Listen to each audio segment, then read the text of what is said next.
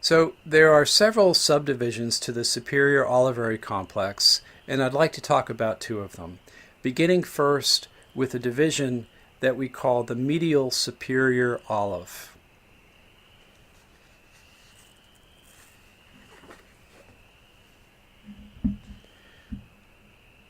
In the lower left of this slide, I have a bit of a photomicrograph that shows you what this medial superior olive actually looks like. This is from a primate brainstem, and this nucleus takes the shape of a spherical ball, and the outline of the ball is roughly about there. And the reason why I'm showing you this Nissl stain is because there's a very unusual distribution of cell bodies within this spherical shape. The cell bodies are all found right along the equator of this ball, and those cell bodies are all lined up in a very characteristic array such that they can extend their dendrites in opposite directions away from that equator. Well, this is the arrangement that is shown schematically in the figure from our textbook that we have in front of us here. And what we see is that along this equator there is a systematic distribution of interoral latency differences from one end of the medial superior olive to the other. So here's how this works. In the medial superior olive, neurons become precisely tuned to the timing difference between the encoding of sound in one ear and the other ear on the other side of the head, obviously. Now here in this figure we see a schematic representation of this array of cells that we find here across the equator of the medial superior olivary nucleus. And I want you to notice that each neuron here in this medial superior olive receives two sources of input. One source of input is the cochlear nucleus coming from one side, and the other source of input is the complementary cochlear nucleus on the other side of the brainstem. And in order for any one of these cells to fire an action potential, there must be the coincident arrival of the electrical signal causing the release of neurotransmitter from both of these pathways onto the neuron. So when that happens, then the neuron can fire and transmit its signal to its targets. Well, let's take this neuron E, for example, in this illustration. In order for neuron E then to fire, there must be the simultaneous arrival of input from the left ear and the right ear. Well, because of the difference in the path length from the cochlear nucleus on the left side of the brainstem to neuron E compared to the path length from the cochlear nucleus from the right side of the brainstem to neuron E, the only way that inputs can arrive simultaneously would be if the sound source is shifted over here to the left somewhere. So if that sound source is here on the left-hand side, then the activation of the left cochlea is going to occur before the activation of the right cochlea because of the temporal lag in the conduction of that sound wave from the left side of the head to the right side of the head. So even though the path from the left cochlear nucleus to neuron E is longer, with sound present on the left-hand side of the midline, the signal is going to get started in advance on the left side compared to the right side. And with the sound source shifted to the left, neuron E is much more likely then to receive coincident input from both sides of the brainstem. The same basic scenario would apply to each of these neurons that are in a slightly different position along the equator of this nucleus.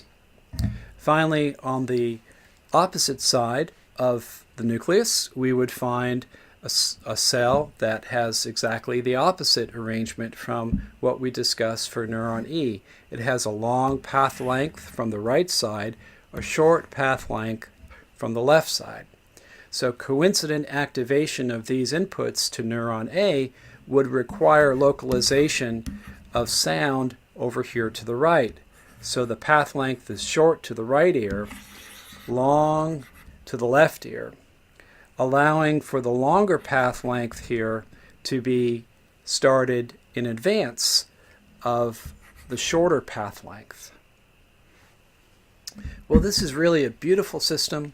It requires the precise development of connections that are specifically tuned for delays between the arrival of sound energy on the two sides of the head. And I wish we had time to talk in more detail about exactly how this system develops and how it's tuned up to the environment.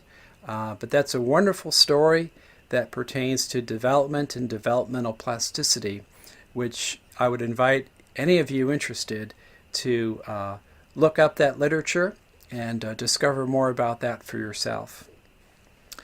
So this is the story of the medial superior olive.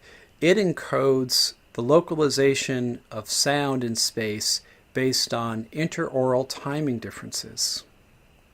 Well, there's another division of the medial superior olive that I'd like to tell you about. It's the lateral superior olive, and it encodes information about the location of a sound source based on interaural intensity differences. Okay, so the medial superior olive bases its signals on interaural timing differences, the lateral superior olive on interaural intensity differences. Well, here in this part of the superior olive, the circuitry is just a little bit more complex. There is a second nucleus involved. So here is the lateral superior olive, and the secondary nucleus is a source of inhibitory input to the lateral superior olive. It's called the medial nucleus of the trapezoid body. So here's how this circuit works. Inputs derived from the cochlear nucleus on one side of the brainstem send projections on up to the superior olive. So there are inputs that go directly to the lateral superior olive, causing an excitation of that cell. But there's also collaterals that project across the midline to this medial nucleus of the trapezoid body. Neurons in the medial nucleus of the trapezoid body grow short connections then to the lateral superior olive and function to inhibit that nucleus when activated from the opposite side of the brainstem. So you can imagine what would happen if there were a sound source localized over here just to one side. Let's say this is the left side of the brainstem here. So this left lateral superior olive would be excited and fire at an increased rate, whereas the right lateral superior olive will be inhibited. And that's exactly what is plotted over here to the right-hand side of the figure. We're looking at the output of the lateral superior olive, or just the firing rate of neurons in this structure, relative to the location of the sound source. Now, if the sound source is well to the left side of the head, for example, we would expect the intensity of that sound to be much greater in the left ear compared to the right because of what's called an acoustic shadow that's cast by the head. Basically, the energy will be absorbed on the left-hand side of the head more so than would be transmitted to the right side. Consequently, with a left-sided sound source, we would expect there to be very strong activity in the left lateral superior olivary nucleus, but also strong inhibition in the right superior olivary nucleus. So while activity is quite high with that left-sided sound source in the left LSO, we would expect activity to be just about shut down in the right lateral superior olive, again because of this inhibitory connection via the medial nucleus of the trapezoid body. Now, if we look on the opposite side of the head with a sound source localized to the right, we would expect there to be strong activity in the right lateral superior olive, but inhibition of the left lateral superior olive. So this difference between the activity of the two sides of the superior olivary complex is one means for encoding the location of sound in space based on this intensity difference that arises because of the acoustic shadow cast by the head. Now, with the sound source directly in front of the listener, that sound source would have equal intensity in the two ears. So consequently, the activation of this inhibitory circuit would essentially null out the difference in activity levels across the two sides of the lateral superior olive.